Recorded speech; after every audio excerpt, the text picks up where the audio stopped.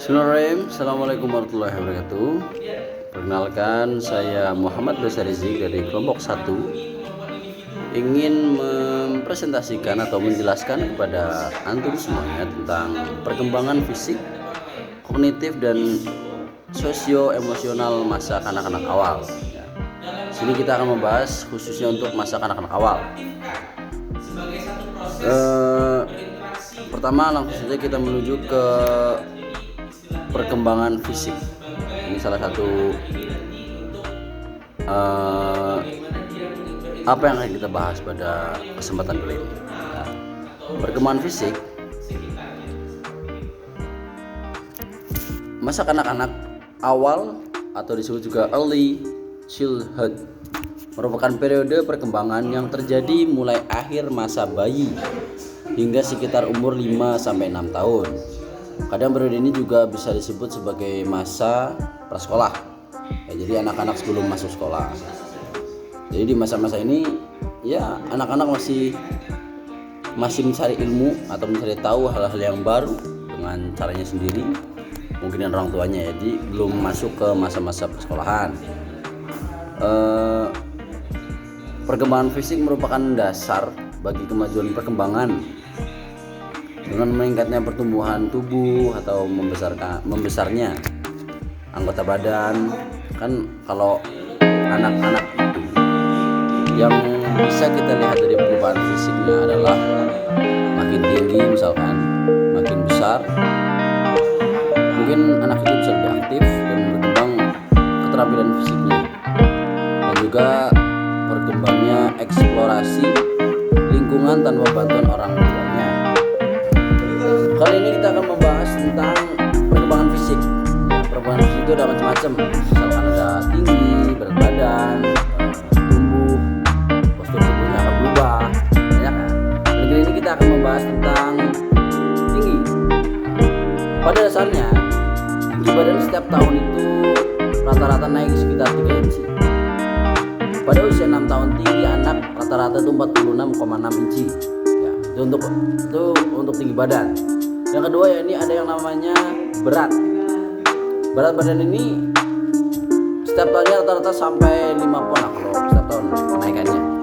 Pada usia 6 tahun kurang lebih 7 kali berat pada waktu lahir. Jadi pada umur 6 tahun itu mungkin berat badan anak itu 7 kali lipat dari pertama waktu dia lahir. Anak perempuan rata-rata itu bisa 48,5 pon dan laki-laki itu 49 pon. Itu perbandingan antara laki-laki dan perempuan. Yang ketiga itu perbandingan tubuh. Penampilan bayi tidak tampak lagi. Jadi kalau mungkin setiap tahun kita akan melihat perubahan pada pertama kali kita melihat anak itu lahir, bertahun-tahun bertahap-tahap akan banyak perubahan pada postur tubuh.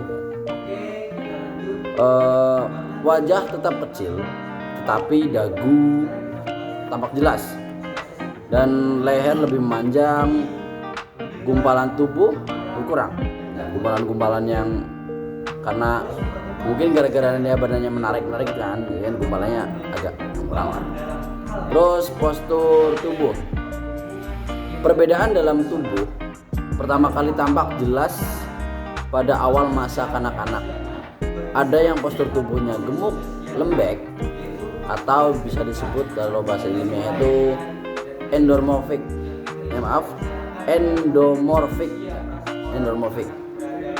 Ada yang kuat berotot atau disebut juga dengan mesomorphic. Ada relatif kurus atau ektomorphic. Ya. Terus ada tulang dan otot. Tingkat pergeseran otot. Tingkat pergeseran otot bervariasi pada bagian tubuh mengikuti hukum perkembangan darah. Otot menjadi lebih besar, terus berat dan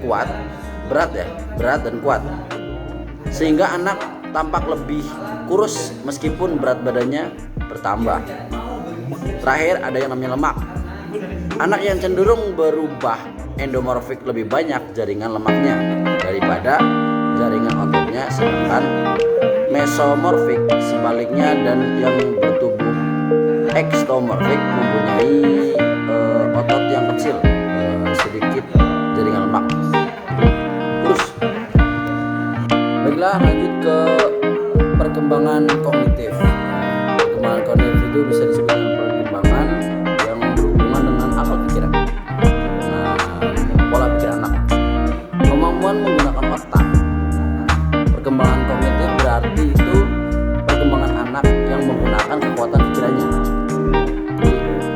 dan menggunakan akal pikiran. Dalam perkembangan kognitif anak, dalam hal ini anak mulai mengembangkan kemampuan untuk berpikir. Jadi di masa-masa inilah anak-anak tuh udah mulai bisa berpikir, belajar dan mengingat pada perkembangan kognitif. Dunia kognitif anak pada usia ini adalah kreatif, bebas, dan fantastis. Imajinasi anak berkembang, jadi lebih banyak berimajinasi ketika masa ini, masa-masa kognitif ya. Karena mungkin dengan dengan kekuatan berpikirnya dia bisa membayangkan hal-hal yang menurut dia bagus, menyenangkan. Pada tingkat ini anak itu sudah dapat meningkatkan penggunaan bahasa ya, dengan menirukan perilaku orang dewasa. Jadi apa yang dia lihat, apa yang dia dengar itu akan ditiru. Ya kalau dibilang gila, kalau di masa-masa ini kita tuh harus menjaga sikap kita terhadap anak-anak.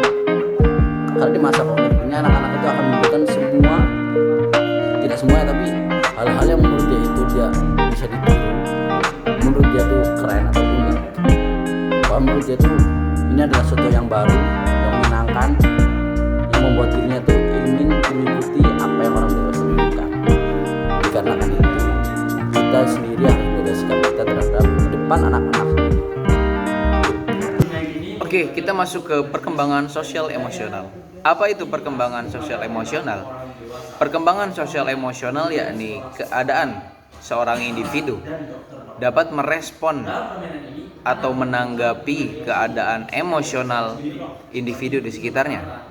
Nah, perkembangan sosial emosional ini selama 2 tahun pertama meliputi perkembangan tanda-tanda sosial di antara teman sebayanya. Perkembangan perilaku sosial atau empati anak sudah mulai sejak usia dia 12 bulan, saat bayi dapat merespon kesedihan orang lain. Pada usia 0-12 bulan, bayi dapat menunjukkan kesedihan dirinya. Dan pada usia 18-22 bulan, bayi dapat mencoba menghibur teman sebaya yang sedih, sudah mulai bisa berbagi dengan mainan. Kemudian pada usia 2-6 tahun, anak-anak secara bertahap belajar bagaimana menjadi anggota sosial. Proses sosialisasi anak pada masa ini dipengaruhi oleh pola asuh orang tua, hubungan dengan saudara kandung dan teman sebaya, kondisi tempat tinggal dan lingkungan tempat tinggal anak. Pada masa kanak-kanak awal, kehidupan emosional dan kepribadian anak-anak berkembang secara signifikan dan dunia kecil mereka semakin meluas.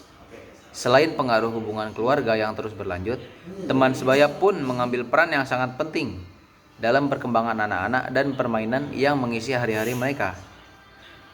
Pada tahun-tahun awal masa kanak-kanak juga, anak-anak dapat mengembangkan berbagai cara yang dapat meningkatkan pemahaman diri mereka.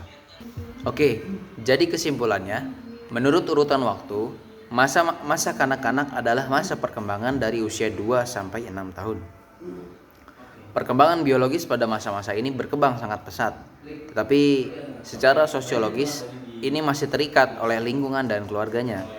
Oleh karena itu, keluarga berperan sangat penting untuk mempersiapkan anak-anak agar bisa beradaptasi ke dalam lingkungan yang lebih luas, terutama lingkungan sekolah. Perkembangan fisik merupakan dasar bagi kemajuan perkembangan berikutnya. Dengan meningkatnya pertumbuhan tubuh, baik berat badan maupun tinggi badan serta kekuatannya, memungkinkan anak-anak untuk lebih aktif dan berkembang keterampilan fisiknya, dan juga berkembangnya eksplorasi terhadap lingkungan tanpa bantuan orang tuanya.